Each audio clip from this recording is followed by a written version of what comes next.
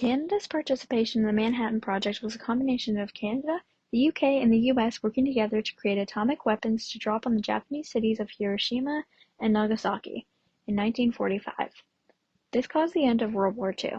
The British nuclear weapons program merged with the American equivalent, the Manhattan Project, and Canada contributed the Montreal Laboratory, which later became the Chalk River Laboratory. These atomic weapons were tested and merged together to create a better atomic weapons from all their research to fight the common enemy. Canada's contributions were the start of Canada's atomic weapons research and testing. Building up to making atomic weapons, the field of nuclear physics started into the 20th century. The next year, J. Thomson discovered the electron. Then, in 1898, Miriam Curie discovered the radium and tested it.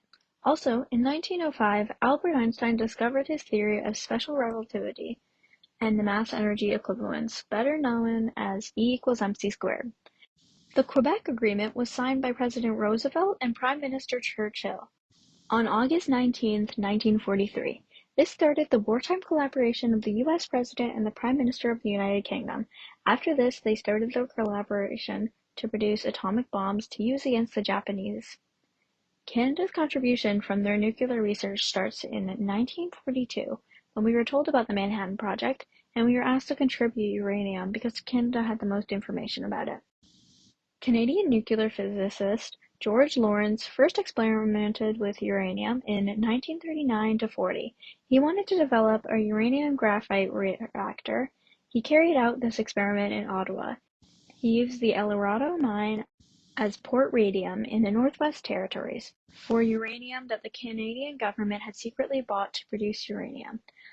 Lawrence's attempts to make a uranium graphite reactor were not successful, but from 1940 to 1942 he came close to making the first human-made nuclear chain reaction in Canada.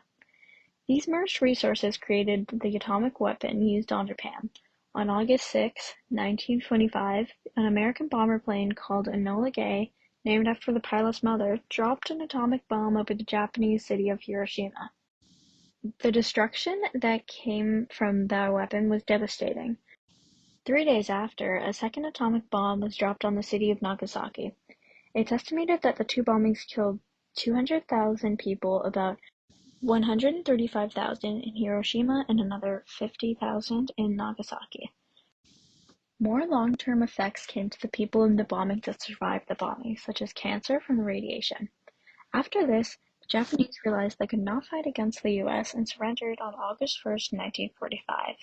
This was significant to Canada's history because it showed Canada's contribution to World War II. It also shows Canada's history of research with atomic weapons and scientific breakthroughs with uranium in Canada. It also shows our alliance with the UK and the US.